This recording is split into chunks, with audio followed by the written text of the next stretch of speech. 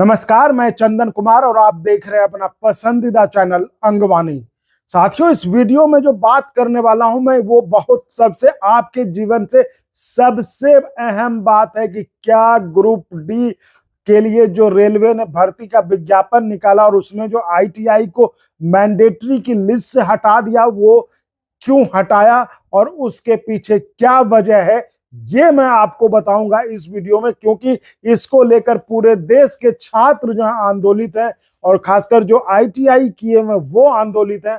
और उनको लेकर जो केस चल रहा है हाई कोर्ट में, उन पे आखिरी सुनवाई जो फाइनल सुनवाई है वो कह रहे हैं 28 मार्च को है, जिसमें कि ये तय हो जाएगा कि आखिर आईटीआई में पहले की तरह मैंडेटरी रहेगा या नहीं। आपको हम ये बता दें कि पहले जब रेलवे में इस तरह की ग्रुप डी की भर्तियां निकलती थी तो उसमें मैट्रिक प्लस आईटीआई जो कि मैंडेटरी हुआ करता था, लेकिन इस बार रेलवे ने अचानक से आईटीआई को हटा दिया। अब इसके बारे में बहुत सारी बातें कही जा रही थी कि ये बिहार के डर से, बिहार में जिस तरह की हिंसा हुई थी पहले, उसके डर से जो रेल मंत्रालय ने इतनी हिम्मत नहीं दिखाई कि हम आईटीआई मैंडेटरी करें। लेकिन इस बात की मांग बहुत जोर पकड़ रही थी कि आखिर टेक्निकल पोस्ट में जो टेक्निकल ट्रेनिंग किए हुए हैं, जिस तरह से जैसे टीचर की नौकरी, कोई बीएड किया हुआ है, कोई पत्रकारिता है तो उसकी कोई डिग्री किया है, तो उसी तरह अगर किसी ने आईटीआई किया है, कोई टेक्निकल ट्रेनिंग किया है, तो उसको तो प्रेफरेंस मिलना ही चाहिए। और इसको लेकर आज तक जब रेलवे में ये परिपाटी थी, ये सुविधा थी कि ग्रुप डी में जो 10th प्लस आईटीआई होता था मैंडेटरी, उनको ये जगह मिलता था, तो फिर वो अचानक से क्यों बदल दिया गया। तो इसको लेकर लोग कोर्ट भी चले गए, जिसके बारे में कि हमने आपको वीडियो के माध्यम से अपडेट कराया, आपको हर वो जानकारी दी जो आपके लिए जरूरी थी। तो इस वीडियो में हम आपको बताने वाले जो चर्चा हो रही है कि आखिर ये रेलवे ने क्या सही में बिहार के डर से, बिहार में बवाल के, बिहार में हंगामे की आशंका से अब बदला कि आईटीआई मैंडेटरी नहीं रहेगा, या फिर कारण कुछ और है। साथियों, कारण जो है वो आप सुनेंगे, जिसकी चर्चा हो रही है तो आपके पैरों तले जमीन खिसक जाएगी।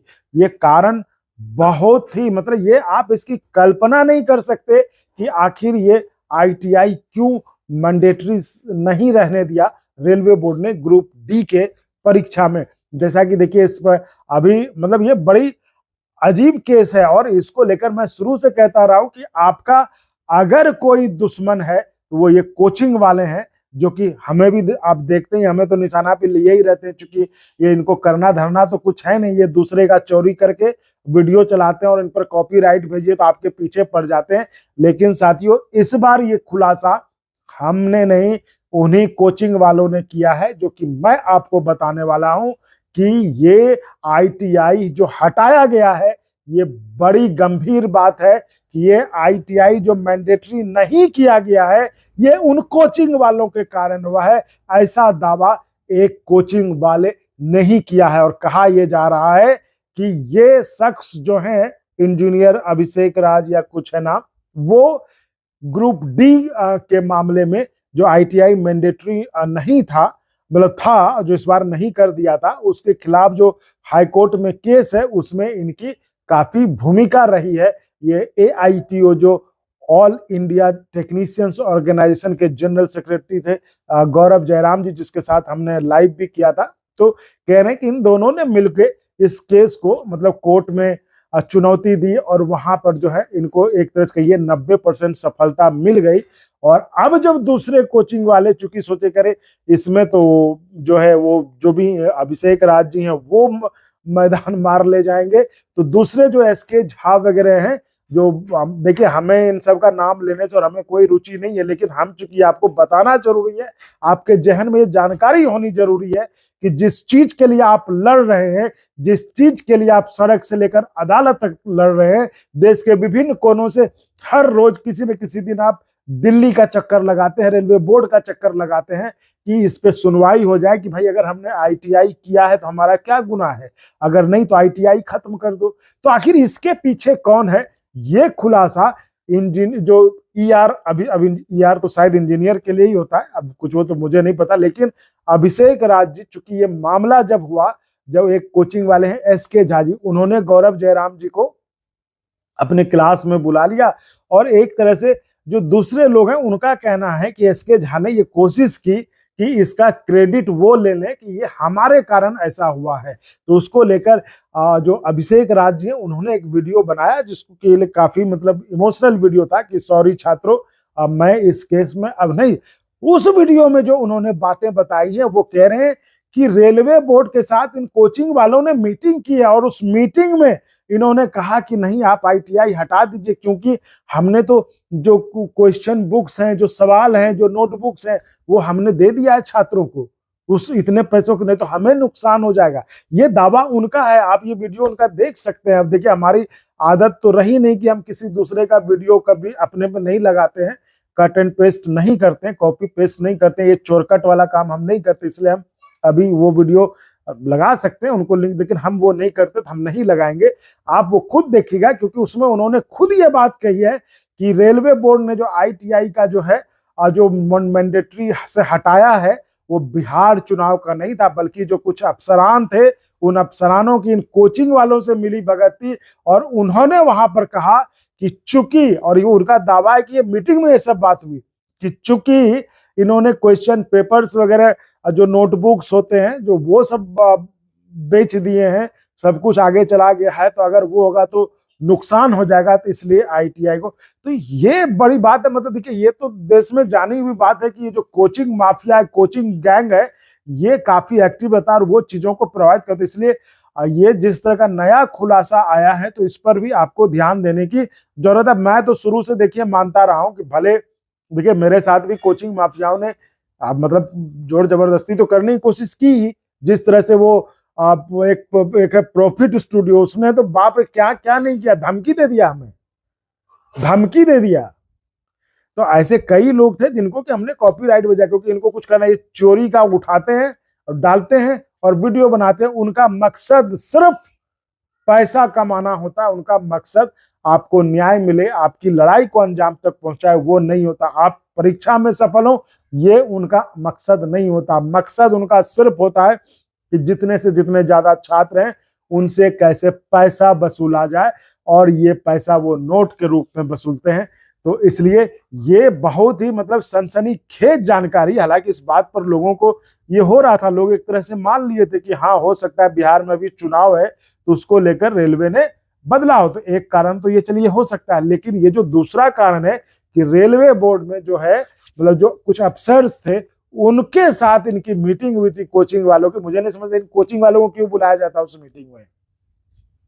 ये इंजीनियर, मैं बार बार कर रहा हूं, ये अभिषेक राज जी ने खुलासा किया है अपने वीडियो में। जो वीडियो उनका था ना, सॉरी छात्रों अब मैं इसका हिस्सा नहीं रह पाऊंगा, और ये सारा बवाल ही इसलिए हुआ क्योंकि गौरव जयराम जी वो बाद में, हालांकि उन्होंने कहा कि जो है उनका एक पोस्ट भी है उनके पेज पर कि हमें नहीं पता था कि एसके झा जी जो है इसका कोई फायदा लेना चाहते हैं, इसको अपने फायदे के लिए जो इस्तेमाल करना चाहते हैं कोचिंग के पब्लिसिटी के लिए। तो हमें तो केस के बारे में जो जानकारी लेना चाहता हमें बुलाता है, तो हम तो चूंकि जनरल सेक्रेटरी है आईटीओ को, तो हम वहां जाते हैं।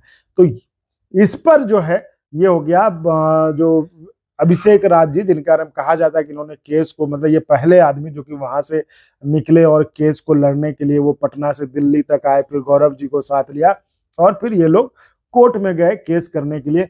मतलब ये कह रहे हैं कि पैसा नहीं था उनके पास। तो फिर वो कहानी वो पूरी बता रहे हैं, आप चाहे तो आप उनके वीडियो पर वो सुन सकते हैं, वो सारी कहानी बता रहे हैं। तो ये कहा जा रहा है कि कहीं एसके झा जी ने जो है केस लड़ने में या कुछ पैसा दे दिया या ज्यादा। तो ये देखिए ये कोचिंग वालों का खेल बहुत निराला है। तो इसलिए मैं साथियों बार बार कहता हूं कि आपके हितैषी कौन है, आपके अपने कौन है, आपका भला कौन सोचता है, आपका अच्छा कौन सोचता है, इसकी पहचान आप जरूर करें। आप इन तरह के भावनाओं में अपना जो है भावनात्मक शोषण ना होने दें, और आप इस चीज की परख जरूर रखें, इस चीज की पहचान जरूर करें कि आपके लिए कौन लड़ रहा है, आपके लिए बात कौन कर रहा है, आपकी गाड़ी आगे कैसे बढ़े इसके लिए कौन आवाज उठा रहा है, और उनको जरूर सपोर्ट करें। तो ये जो है बड़ा एक, हालांकि इस बात को हम छोड़ने नहीं वाले हैं, इस बात को हम आगे और भी रेल में भी जहां जरूरत होगा हम पूछेंगे कि क्या ये बात सही है कि ये कोचिंग माफियाओं के कारण जो है ये बढ़ा है, आईटीआई को मैंडेटरी नहीं किया गया, तो आप समझिए कि ये अपने कोचिंग को चलाने के लिए इन छात्रों के साथ जो आईटीआई किए हैं उनका क्या कसूर है? क्या उनका यही कसूर है कि उन्होंने आईटीआई कर लिया? आप उनके साथ खिलवाड़ कर देते हैं कि उनको आप कहते हैं आईटीआई नहीं करो, आईटीआई मैंडेटरी ना रखो। अरे आईटीआई मैंडेटरी, आईटीआई वाला काम नहीं करेगा तो कौन करेगा? और ज्यादा आपको, क्योंकि क्योंकि इनको इनका कोचिंग नहीं चलेगा, इनसे पढ़ने कोई नहीं आएगा जो आईटीआई किया हुआ है। और आप इतने ही देखिए तो भाई 3 लाख 4 लाख निकलवा दीजिए वैकेंसी, सबको भर दीजिए, उसमें किसी को थोड़ी ना दिक्कत है।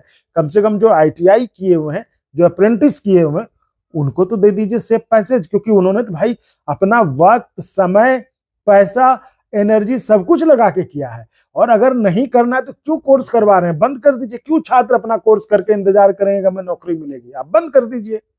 तो इन सब चीजों पर आपको भी सोचना होगा साथियों। जैसा कि मैंने कहा कि आप ही इस पर सोचिए। आप अपने कमेंट जरूर दें कि ये जो नया खुलासा, जो जो इस तरह का दावा किया गया है कि ये जो बदलाव हुए हैं क्वालिफिकेशन में, ये क्या कोचिंग माफियाओं के, कोचिंग संचालकों के दबाव में किए गए या उनकी मिली भगत से किया गया? आपको भी ऐसा लगता है तो आप कमेंट में जरूर बताएं। और हम तो आपको कहते हैं कि आपके लिए तो हम बात करते रहते हैं। हम नेता के तौर पे नहीं, हम एक न्यूज चैनल के, जो कि आपसे जुड़ी हुई हर बात को हम उठाते हैं, तो उसकी तो उस तौर पर, ना कि हम कोई कोचिंग के तौर पर, ना नेता के तौर पर, हम एक न्यूज चैनल के तौर पर आपकी बात को उठाएंगे और इस बात की तह तक जाने की कोशिश करेंगे कि आखिर ये जो बदलाव हुआ है क्वालिफिकेशन में वो क्यों हुआ है, और जो कहा जा रहा है कि इसके पीछे कोचिंग संचालक है, तो क्या ये बात सही है? और अगर ये सही है तो इसमें कितनी सत्यता है और गलत है, इस पर हम आगे भी चर्चा जारी रखेंगे। तो फिलहाल इस वीडियो में इतना ही। लेकिन आप भी जरूर कमेंट डालें कि आपको क्या लगता है इस बारे में ना। तो फिलहाल इस वीडियो में इतना ही। आप ऐसे ही चैनल को लाइक, शेयर, सब्सक्राइब करते रहे और संभव हो तो ज्वाइन भी करिएगा, जिससे हमें आपके लिए, आपकी बात करने में, आपके मुद्दे उठाने में, आपके मुद्दों को आवाज देने में वही जोश, वही ऊर्जा मिलती रहे। तो बहुत बहुत धन्यवाद। मिलते हैं अगले वीडियो में। और अगर आपको अच्छा लगा तो एक बार और आपको मैं कहना चाहूंगा कि आप इसको प्लीज सब्सक्राइब और शेयर करते रहें, ताकि हमारा भी मनोबल और सपोर्ट बना रहे।